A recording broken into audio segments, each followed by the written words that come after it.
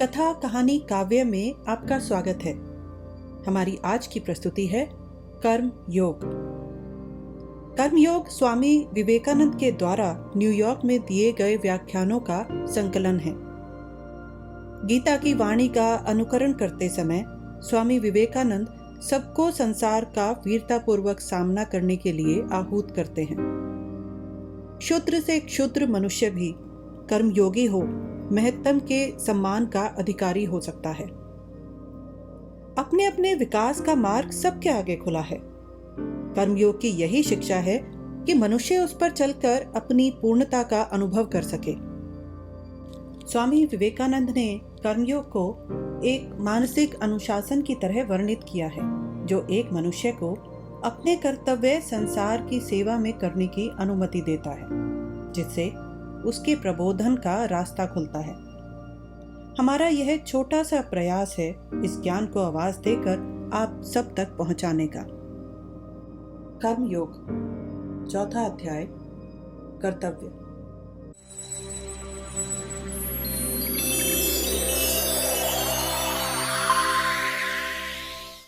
कर्म योग का अध्ययन करते यह जानना आवश्यक है कि कर्म क्या है, और उसी के साथ स्वभावतः यह प्रश्न उठता है, कर्तव्य क्या है। यदि मैं कुछ करना चाहूं तो मुझे पहले देखना होगा कि यहाँ मेरा कर्तव्य क्या है, और तभी मैं उसे ठीक से कर सकूंगा। जैसा पहले दिखाया जा चुका है, कर्तव्य के संबंध में अलग अलग देशों में उनकी अलग अलग धारणाएं हैं। मुसलमान कहता है जो उसकी कुरान में लिखा है वही उसका धर्म है। हिंदू कहता है जो उसके वेदों में लिखा है वह उसका कर्तव्य है। ईसाई कहता है उसका कर्तव्य उसकी बाइबल में लिखा है। अतः हम देखते हैं कि जीवन की विभिन्न अवस्थाओं तथा देश काल के अनुसार कर्तव्य कर्म निश्चित होना चाहिए और होता है। अनेक सार्वभौमिक संज्ञाओं की भांति कर्तव्य की व्याख्या करना भी कठिन है। कर्तव्य कहाँ किया जाता है, कैसे किया जाता है, उसका फल क्या होता है, आदि बातों का विचार कर हम कर्तव्य संबंधी अपनी एक धारणा मात्र बना सकते हैं। हमारे सामने जब कोई बात होती है तब उसके प्रति कर्तव्य की हमारे भीतर एक नैसर्गिक अथवा शिक्षा से प्रेरित भावना उत्पन्न होती है। इस भावना के आने पर मन उस बात पर विचार करने लगता है। कभी वह सोचता है कि इन परिस्थितियों में ऐसा करना ठीक है, कभी सोचता है नहीं। कर्तव्य संबंधी साधारण धारणा यह है कि कर्तव्य प्रिय मनुष्य अपने मन की अथवा जैसा कि कहा जाता है आत्मा की आज्ञा के अनुसार कार्य करता है। परंतु कर्तव्य का निश्चय कैसे होता है?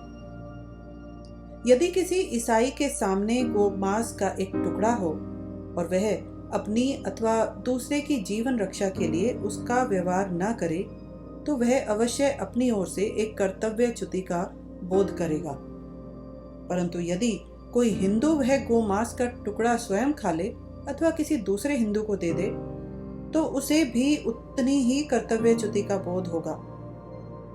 हिंदू की शिक्षा दीक्षा उसे ऐसा ही सोचने के लिए बाध्य करती है। पिछली शताब्दी में हिंदुस्तान में ठगी का एक प्रसिद्ध पेशा था। किसी मनुष्य को मारकर उसका धन छीन लेना वे अपना कर्तव्य समझते थे। जितने ही अधिक मनुष्य को वे इस भांति मारते, वे समझते कि धर्म का उन्होंने उतना ही अधिक पालन किया। साधारणतः कोई व्यक्ति जाकर यदि सड़क पर दूसरे को मार डाले तो वह उसके लिए दुखी होगा और समझेगा उसने अपना कर्तव्य न किया। परंतु यदि व्यक्ति अपनी सेना की सैनिक की पंक्ति में खड़ा 10, 20, 50 शत्रुओं को मार डाले तो वह अवश्य प्रसन्न होगा और समझेगा कि उसने अपने कर्तव्य का पालन किया। इसलिए प्रमाणित है कि कृत कर्म से कर्तव्य का निश्चय नहीं हो सकता। कर्म के अनुसार कर्तव्य की व्याख्या नहीं हो सकती। कर्म से निश्चित कर्तव्य का अस्तित्व नहीं, परंतु कर्ता की ओर से कर्तव्य निश्चित होता है। जिस कर्म से हम ऊपर ईश्वर की ओर जाते हैं वह शुभ कर्म है और हमारा कर्तव्य है। जिस कर्म से हम नीचे की ओर जाते हैं वह अशुभ कर्म और अकर्तव्य है। कर्ता की दृष्टि से हम देख सकते हैं कि कुछ कर्म हमें उन्नत और महत्तर बनाते हैं तथा कुछ हमें पतित और पशुवत बनाते हैं।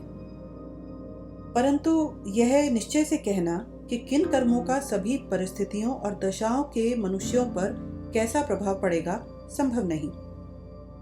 सभी देश, काल तथा संप्रदायों के लोगों ने तो भी एक कर्तव्य माना है, जो एक संस्कृत उक्ति में इस प्रकार रख दिया गया है: किसी की हिंसा न करो, अहिंसा धर्म है, हिंसा पाप है।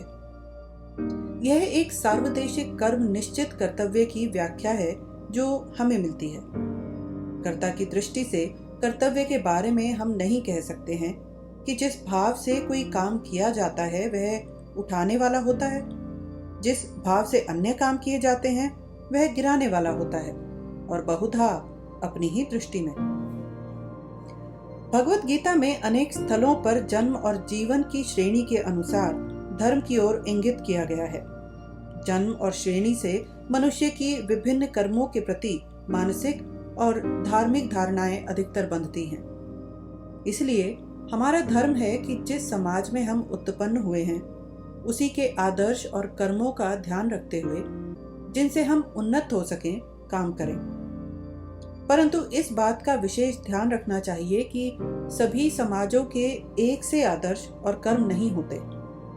यही भली भांति न समझ सकने के कारण जातियों में पारस्परिक विरोध भाव बढ़ता है। एक अमेरिका निवासी समझता है कि अपने देश की प्रथाओं के अनुसार वह जो कुछ करता है वही श्रेष्ठ कर्तव्य है। जो उनका पालन नहीं करता वह अवश्य ही असभ्य होगा। हिंदू सोचता है कि उसके रीति रिवाज सबसे उचित और श्रेयस्कर हैं। उन्हें जो नहीं मानता वह अवश्य ही बहुत असभ्य होगा। यह एक स्वाभाविक भूल है जो सभी से बहुत आसानी से हो जाती है, परंतु यह बड़ी खतरनाक भूल है। संसार के आधे से अधिक दुखों की यही एक कारण है। जब मैं इस देश में आया था और शिकागो का मेला देख रहा था, तब एक आदमी मेरे पीछे आया और उसने बड़े जोर से मेरी पगड़ी खींच ली। मैंने घूमकर देखा तो वह सभ्य सा भली पोशाक पहने दिखाई दिया। मैंने उससे अंग्रेजी में बातचीत की। वैसा करने पर वह अत्यंत लज्जित हुआ, अवश्य ही इसलिए कि वह यह न सोच सकता था कि मैं अंग्रेजी भी बोल सकता था। उसी मेले में अन्य अवसर पर एक मनुष्य ने मुझे धक्का दिया। जब मैंने उससे उसका कारण पूछा तो वह भी खिसे आ गया और अंत में किसी तरह क्षमा याचना करता बोला, आप ऐसे कपड़े क्यों पहने हैं? इन व्यक्तियों की संवेदनाएं उन्हीं की पोशाक और भाषा के दायरे में बंद थी। वही व्यक्ति जिसने मुझसे वैसी पोशाक पहनने का कारण पूछा था, और चूंकि वह उसकी सी न थी इसलिए वह मुझसे दुर्व्यवहार करना चाहता था। संभवतः एक सज्जन पुरुष था। सब तरह से वह एक अच्छा पिता और नागरिक भी हो सकता था, परंतु दूसरे को अपने यहाँ से इतर पोशाक पहने देख उसके मन में सहानुभूति न रही। अजनबी आदमी साधारणतः नए देशों में जाकर बहुत बनाए जाते हैं, क्योंकि वह वहां पर अपने समुचित रक्षा करना नहीं जानते। फलतः अपने देश को लौटते हुए वहां के लोगों की सभ्यता के अपने मन पर उल्टी छाप ले जाते हैं। व्यापारी, सैनिक, जहाजों के मल्लाह आदि दूसरे देशों में जाकर बड़े ही विचित्र ढंग के व्यवहार करते हैं, जिनका अपने देश में उन्हें स्वप्न में भी ध्यान न होगा। शायद इसी कारण से चीनी लोग अमेरिका और इंग्लैंड वालों को विलायती शैतान कहकर पुकारते हैं। इसलिए हमें इस बात का सदैव स्मरण रखना चाहिए कि दूसरों के कर्तव्य का हम उन्हीं के दृष्टिकोण से विचार करें। अन्य जातियों व देशवासियों के रीति रिवाजों को हम अपने मापदंड से ना नापें। मेरा आदर्श संसार कर आदर्श नहीं। सीखने के लिए यह एक बड़ा सबक है। मुझे संसार के अनुसार रहना है, न कि संसार को मेरे अनुसार। इसीलिए हम देखते हैं कि परिस्थितियों के साथ हमारे कर्तव्य में भी परिवर्तन होता है। किसी समय में जो हमारा कर्तव्य है उसे सबसे अच्छी तरह करना, यही संसार में हम सबसे अच्छी बात कर सकते हैं। जन के अनुसार जो हमारा कर्तव्य है उसे हमें करना चाहिए। वैसा कर चुकने पर समाज और जीवन में हमारी निश्चित श्रेणी के अनुसार हमें अपना कर्तव्य करना चाहिए। जीवन में मनुष्य का कोई न कोई स्थान होता ही है, उसे उसके अनुरूप कर्तव्य का पालन करना चाहिए। मानव प्रकृति में किंतु एक भयावह बात यह है कि मनुष्य अपनी ओर स्वच्छ दृष्टि से देखता नहीं। वह समझता है सिंहासन पर बैठकर वह वैसे ही शासन कर सकता है। वह वैसा कर भी सके तो उसे पहले यह दिखा देना होगा कि उसने अपने व्यक्तिगत कर्तव्यों का पालन किया है। वैसा कर चुकने पर उसके सामने महत्ता कर्तव्य उपस्थित होंगे। संसार को मनुष्य पहले यह दिखा दे कि जो छोटा काम उसे मिला है उसे समुचित ढंग से कर सकने की सामर्थ्य उसमें है। वैसा करने पर उसके सामने और बड़े काम आएंगे। संसार में जब हम जी लगाकर कर्म करना आरंभ करते हैं तो दाएं बाएं प्रकृति की मारें हमारे ऊपर पड़ती हैं और हम शीघ्र ही जान जाते हैं हमारा कर्म क्षेत्र कौन सा है। असमर्थ व्यक्ति एक पद पर बहुत देर तक नहीं टिक सकता। प्रकृति के श्रेणी विभाजन के प्रति रोना कल्पना व्यर्थ है।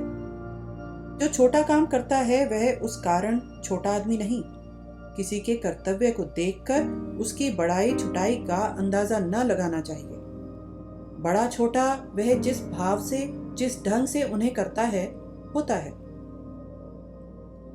बाद में हम देखेंगे कि कर्तव्य का यह विचार भी बदलना पड़ता है तथा सबसे सुंदर और महान वह कर्म होता है जिसकी प्रेरक कोई इच्छा नहीं होती, किंतु कर्तव्य का ध्यान रखते हुए हम जो कर्म करते हैं वही हमें उस कर्म तक पहुंचा सकता है जहां कर्तव्य का भी विचार नहीं रहता। तब कर्म उपासना हो जाएगा, वरन उससे भी और कुछ बढ़कर। कर्म केवल कर्म के लिए, वह उच्चतम आदर्श है और कर्तव्य पथ से ही हम उस तक पहुंच सकते हैं। हम देखेंगे कि कर्तव्य की सभी धारणाओं के पीछे, चाहे धर्म में चाहे प्रेम में, एक ही दर्शन है।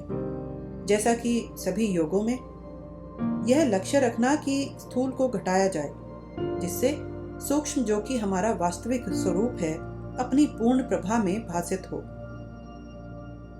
जीवन की निम्न सतहों पर शक्ति नष्ट न करें, उन्हें संचित किया जाए, जिससे आत्मा उनसे बड़ी ऊंची सतहों पर चमक सके। कर्तव्य का कठोरता से पालन कर क्षुद्र इच्छाओं को बार बार दबाकर ऐसा किया जाता है। समाज का पूर्ण संगठन इस प्रकार ज्ञात किंवा अज्ञात रूप से अनुभूतियों और कर्मों के क्षेत्र पर किया गया है, जहां पर क्षुद्र स्वार्थी भावनाओं को दबाकर मनुष्य की सच्ची महत्तर प्रकृति के विकास का अनवरुद्ध मार्ग खोला जाता है। वह एक सुनिश्चित कर्तव्य धर्म है कि कर्ता की दृष्टि से स्वार्थ और वासना मनुष्य को पाप और पतन की ओर ले जाते हैं तथा आत्मत्याग और संयम उसे पुण्य के विकास की ओर। कर्तव्य शायद ही कभी मीठा हो। जब प्रेम उसके चक्रों को फैलाव कर देता है तब तो वह सरलता से चलता है, नहीं तो सदा संघर्ष करता हुआ चलता है। उसके बिना कौन माता पिता अपनी संतान के प्रति अपने कर्तव्य का पालन कर सकते हैं? कौन संतान अपने माता पिता के प्रति? कौन पति अपनी स्त्री के प्रति और कौन स्त्री अपने पति के प्रति? प्रतिदिन अपने जीवन में क्या हमें संघर्ष देखने को नहीं मिलता? कर्तव्य केवल प्रेम से मीठा हो सकता है और प्रेम केवल स्वतंत्रता में मिलता है, परंतु क्या इंद्रियों के राग, द्वेष तथा सांसारिक जीवन में अहरह होने वाली क्षुद्र भावनाओं के दास होने में स्वतंत्रता है? जीवन में इन सब क्षुद्रताओं से अपने आप को बचाना शक्ति और स्वतंत्रता का महत्तम परिचय है।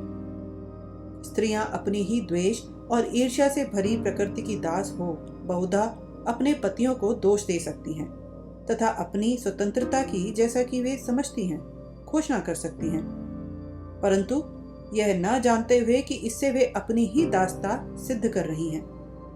यही हाल पतियों का हो सकता है जो सदा अपनी स्त्रियों के विषय में नुक्ताचीनी किया करते हैं। स्त्री अथवा पुरुष में चारित्र्य पहला गुण है। पुरुष कितना ही कुमार्ग में चला गया हो, वह एक पतिव्रता, सुशील और प्रेम करने वाली पत्नी द्वारा सुमार्ग में न लाया जा सके, ऐसा कम देखा गया है। यह दुनिया अभी उतनी बुरी नहीं। संसार में पशुतुल्य पतियों और उनकी दुष्चरित्रता के विषय में मैंने बहुत कुछ सुना है, पर मेरा अनुभव मुझे यह बताता है कि दुष्चरित्र और पशुतुल्य स्त्रियां उतनी ही हैं जितने कि मनुष्य। अमेरिका की स्त्रियां अगर उतनी ही सुशील और सचरित्र होती जितना कि उनके बार बार अपनी महत्ता के व्याख्यानों से कोई परदेशी उन्हें समझा सकता है, तब मुझे पूर्ण विश्वास है कि इस देश में एक भी दुष्चरित्र पुरुष न रहता। पुरुष किसके साथ फिर अपना चरित्र बिगाड़ते? ऐसा कौन सी पशुता है जिस पर पवित्रता और चारित्र्य बल विजय नहीं पा सकते? एक सुशीला पतिव्रता स्त्री जो पति को छोड़ प्रत्येक इतर पुरुष को अपनी संतान के समान समझती है और सभी पुरुषों के प्रति मातृ दृष्टि रखती है, पवित्रता में उतनी शक्तिशाली हो जाएगी कि बर्बर से बर्बर पुरुष भी उसके पास आ बिना पवित्रता के वायुमंडल में सांस लिए न रह सकेगा। इसी भांति प्रत्येक पुरुष को अपनी स्त्री को छोड़ अन्य सभी स्त्रियों की ओर माता, पुत्री अथवा भगिनी की भांति देखना चाहिए। जो मनुष्य धर्म शिक्षक होना चाहे उसे प्रत्येक स्त्री को अपनी माता के समान देखना और उसके प्रति वैसा ही व्यवहार करना चाहिए। माता का स्थान संसार में सर्वोच्च है और यही हम श्रेष्ठ त्याग का पाठ सीख उसका अभ्यास कर सकते हैं। केवल ईश्वर का प्रेम माँ के प्रेम से बढ़कर है और सब प्रेम उसके नीचे है। माँ का कर्तव्य है कि वह पहले अपनी संतान की खबर ले, पीछे अपनी। परंतु इसके बदले जब माता पिता अपना ध्यान पहले रखते हैं, खाने पीने तक की छोटी छोटी बातों में अपने लिए सबसे अच्छा भाग रखते हैं, बचा खुचा बच्चों के लिए, तो माता पिता और संतति का संबंध वैसा ही हो जाता है जैसा कि चिड़ियों और उनके बच्चों में होता है। जैसे ही उड़ने लगे वैसे ही कौन किसकी माँ और कौन किसका बाप। वह पुरुष धन्य है जो स्त्री को ईश्वर के मातृत्व की प्रतिनिधि के रूप में देख सकता है। वह स्त्री धन्य है जिसके लिए पुरुष ईश्वर के पितृत्व का प्रतिनिधि है। वे संतान धन्य हैं जो अपने माता पिता को संसार में ईश्वर का अवतार मानते हैं। उन्नति करने का एक ही मार्ग है, हाथ में जो काम है उसे कर अधिक से अधिक शक्तिशाली होते जाएं। इस प्रकार ऊंचे से ऊंचे चढ़ते जाएं जब तक कि सर्वोच्च दशा न आ जाए। किसी भी प्रकार का कर्तव्य घृणित नहीं। मैं फिर कहता हूं, जो मनुष्य छोटा काम करता है वह उस कारण उस व्यक्ति से छोटा नहीं जो बड़ा काम करता है। मनुष्य की महत्ता उसके कर्तव्य में नहीं, उसके करने के ढंग में होती है। वह उसे कैसे और किस योग्यता से करता है उसकी कसौटी है। वह चमार जो कम से कम समय में एक सुंदर मजबूत जूतों का जोड़ा बना सकता है, उस पंडित जी से कहीं भला आदमी है जो दिन भर इधर उधर अंट संट हाका करते हैं। एक सन्यासी ने वन में जाकर तपस्या की और बहुत दिनों तक योगाभ्यास किया। 12 वर्ष तक कठिन परिश्रम और अभ्यास करने के पश्चात वह एक दिन वृक्ष के नीचे बैठा था कि उसके सिर पर कुछ सूखी पत्तियां गिरी। उसने ऊपर दृष्टि उठाई तो कोए और सारस को लड़ते देखा। उसे बड़ा क्रोध आया। क्या? उसने कहा, तुम्हारी इतनी सामर्थ्य जो मेरे ऊपर तुम सूखी पत्तियां गिराओ? और जैसे ही क्रोध भरी दृष्टि से उसने उन्हें देखा तो उसके मस्तक से आग की लपट छूटी। उसकी शक्ति ही ऐसी थी और वे चिड़िया भस्म हो गई। वह बहुत प्रसन्न हुआ। अपने भीतर शक्ति के विकास से वह फूला न समाया। एक दृष्टि निक्षेप मात्र से वह कोए और सारस को भस्म कर सकता था। कुछ समय बाद उसे नगर में भिक्षा के लिए जाना पड़ा। एक दरवाजे के पास खड़े हो उसने कहा, माँ, भिक्षा मिले। भीतर से आवाज आई, बेटा थोड़ी देर धीरज रखो। युवक ने सोचा, ओ क्षुद्र स्त्री, तेरी मजाल जो मुझे धीरज रखने को कहती है। तुझे अभी मेरी शक्ति का पता नहीं। वह ऐसा सोच ही रहा था कि भीतर से फिर आवाज आई, बच्चे अपनी शक्ति का बहुत गुमान न कर। यहाँ न तो कोआ है न सारस। वह आश्चर्य में पड़ गया। फिर भी उसे ठहरना पड़ा। अंत में एक स्त्री आई और उसके चरणों पर गिर वह बोला, माता, तुम्हें यह सब कैसे मालूम हुआ? उसने कहा, पुत्र, मुझे तुम्हारा योग या तुम्हारी क्रियाएं नहीं आती। मैं एक साधारण स्त्री हूं, परंतु मैंने तुम्हें ठहराया इसलिए कि मेरे पतिदेव अस्वस्थ थे। मैं उनकी शुश्रूषा कर रही थी और वह मेरा धर्म था। जीवन भर मैंने अपने धर्म पालन करने की चेष्टा की है। लड़की की भांति जब मैं अविवाहिता थी मैंने धर्म का पालन किया, और अब जब विवाह हो गया तब भी मैं अपने धर्म का पालन कर रही हूँ। यही मेरा योग है जिसका मैं अभ्यास करती हूँ, और धर्म का पालन करने से मुझे ज्ञान ज्योति मिली है। इसलिए मैं तुम्हारे विचार और जो कुछ तुमने वन में किया जान सकी। परंतु यदि तुम्हें इससे अधिक जानने की इच्छा है तो अमुक नगर की हाट में जाओ और वहां तुम्हें एक कसाई मिलेगा। वह तुम्हें बताएगा जिसे सीख कर तुम्हें बड़ी प्रसन्नता होगी। सन्यासी ने सोचा, नगर जाकर क्या करूं और एक कसाई के पास? हमारे देश में कसाई सबसे छोटी जाति के होते हैं। वे चांडाल कहलाते हैं और कसाई होने के कारण उन्हें कोई छूता नहीं। कसाई का काम करने के अतिरिक्त वे मेहतर आदि का भी काम करते हैं। परंतु जो कुछ उसने देखा था उससे उसकी आंखें कुछ कुछ खुल चुकी थीं। बस वह चला। नगर के पास पहुंच वह हाट में आया और वहां उसने एक मोटे कसाई को बड़े बड़े चाकुओं से पशुओं को काटते छांटते और ग्राहकों से बातचीत करते और मोल तोल करते देखा। भगवान भला करे, युवक ने सोचा, क्या इसी आदमी से मुझे शिक्षा पानी है? और कुछ नहीं तो साक्षात राक्षस है यह। उसी समय कसाई ने उसकी ओर देखकर कहा, स्वामी जी, क्या उस स्त्री ने आपको यहाँ भेजा है? कृपा कर थोड़ी देर बैठ जाइए जब तक मैं अपना काम न समाप्त कर लूं। सन्यासी ने मन में कहा, अब यहाँ यह क्या हो रहा है? और वह बैठ गया। कसाई अपना काम करता रहा। सौदा बेचकर पैसे ले उसने सन्यासी से कहा, आइए मेरे घर चलिए। वे दोनों घर गए और कसाई ने उसे आसन दे कहा, तब तक यहाँ बैठिए। वह भीतर गया जहाँ उसके माता पिता थे। उसने उन्हें स्नान करा, भोजन कराया और हर तरह से उन्हें प्रसन्न करने की चेष्टा की। उसके बाद सन्यासी के सामने आकर वह बैठ गया और बोला, अच्छा देव, आप मुझे देखने आए हैं, आज्ञा दीजिए, मैं आपकी क्या सेवा करूं?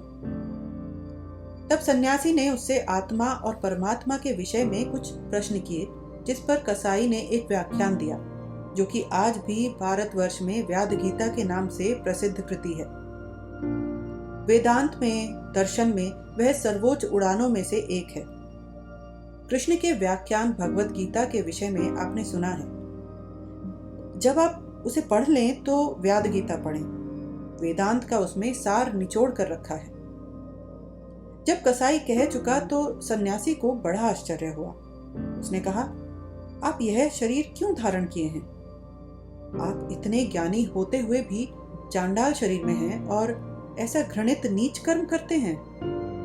चांडाल ने उत्तर दिया, कोई भी कर्तव्य घृणित नहीं, कोई भी कर्तव्य अपवित्र नहीं। मैं ऐसे ही कुल में, जाति में, परिस्थितियों में उत्पन्न हुआ था। बचपन से ही मैंने यह कर्म करना सीखा। मैं अनासक्त हूं और अच्छी तरह अपना रोजगार करने की चेष्टा करता हूं। गृहस्थ के कर्तव्य का यथाशक्ति पालन करने का प्रयत्न करता हूं और जो कुछ भी हो सकता है उससे माता पिता को प्रसन्न रखता हूं। मैं तुम्हारा योग नहीं जानता, न सन्यासी हुआ हूं, न संसार छोड़ कभी वन में गया हूं। फिर भी जो कुछ तुमने देखा सुना है वह मेरे अनासक्त हो कर्तव्य पालन का परिणाम है। भारतवर्ष में एक बहुत बड़े योगी हैं, मेरे जीवन के बहुत ही विचित्र पुरुषों में से एक, जिन्हें मैंने देखा है। उनकी प्रकृति अनोखी है। वह किसी को शिक्षा नहीं देते। कोई प्रश्न पूछिए तो उसका उत्तर न देंगे। धर्मोपदेशक होना उनके लिए अत्यंत कठिन है। वह काम उनसे होने का नहीं। कोई प्रश्न कर आप कुछ दिन ठहरिए तो बातचीत के सिलसिले में वह उस विषय को स्वयं छेड़ेंगे और उस पर अद्भुत प्रकाश डालेंगे। एक बार उन्होंने मुझे पूर्ण कर्म का रहस्य बताया। वह यह था, परिणाम और उपकरण जुड़कर एक हो जाने दो। यही कर्म का रहस्य है। जब कोई काम कर रहे हो तो उससे परे की बात न सोचो। उसे उपासना, सर्वोच्च उपासना समझ उस काल के लिए उसमें जान लड़ा दो। कर्म की यह उपासना कर्म के ही लिए है। इसी भांति इस कहानी में स्त्री और चांडाल ने अपने कर्तव्य का पालन किया और प्रसन्नता, सहृदयता और अपनी पूर्ण इच्छा के साथ। परिणाम यह हुआ कि वे ज्ञानी हो गए। प्रत्येक कर्तव्य पवित्र है और कर्तव्य की उपासना ईश्वर की सर्वोच्च उपासना है। बद्ध प्रकृति वालों की पथभ्रष्ट अज्ञान भारानत आत्मा को मुक्त और प्रकाशित करने के लिए यह अवश्य ही सुंदर मार्ग है। इस उदाहरण से यह प्रत्यक्ष है कि जीवन में किसी भी कुल, जाति, परिस्थिति का व्यक्ति फल और परिणाम में अनासक्ति रखते हुए अपने कर्तव्य का उचित पालन कर आध्यात्मिक पूर्णता का सर्वोच्च भागी हो सकता है। हमारे कर्तव्य का निश्चय हमारी परिस्थितियों से होता है, वहां बड़ा छोटा नहीं हो सकता। फल की चिंता करने वाला व्यक्ति ही अपने कर्तव्य की बड़ाई छुटाई के लिए भाग्य को दोष देता है। अनासक्त के लिए सभी कर्तव्य समान हैं। स्वार्थपरता और इंद्रियता का समूल नाश कर अध्यात्म ज्योति के पूर्णोद्भासन के लिए उसके हाथों वे उचित उपकरण हैं। हम सभी अपने आप को बहुत बड़ा समझ सकते हैं। जब मैं छोटा था तो सोचा करता था मैं बादशाह हूँ, यह हूँ, वह हूँ। मैं समझता हूँ ऐसे ही आप लोगों ने भी स्वप्न देखे होंगे, परंतु वे स्वप्न ही तो थे। प्रकृति कठोरता, निर्ममता से न्याय करती है। अतएव हमारा कर्तव्य बहुत कुछ अपनी योग्यताओं के अनुसार होता है, जितना कि हम साधारणतः मानने को तैयार नहीं रहते। अपने निकटतम कर्तव्य का जो अभी हमारे हाथों में है, उस कर्तव्य का पालन कर हम अधिक शक्ति संपन्न होते हैं। एक एक सीढ़ी चढ़कर शक्ति का इस भांति अर्जन करते हुए हम उस दशा को भी पहुंच सकते हैं जहां समाज और जीवन के सर्वाधिक कांक्षित और श्रद्धास्पद कर्तव्य हमें पालन करने को मिलेंगे। होड़ा होड़ी से ईर्ष्या उत्पन्न होती है और मनुष्य की सहृदयता नष्ट हो जाती है। शिकायत करने वाले के लिए सभी कर्तव्य अनिप्स्य हैं। किसी से भी उसे तोपना होगा और उसका जीवन अवश्य असफल रहेगा। आओ कर्म करें। जो कुछ भी सामने कर्तव्य आए उसे मुंह न मोड़े। कर्म की गाड़ी में सदा ही कंधा देने के लिए तैयार रहें, तब हम अवश्य प्रकाश देखेंगे।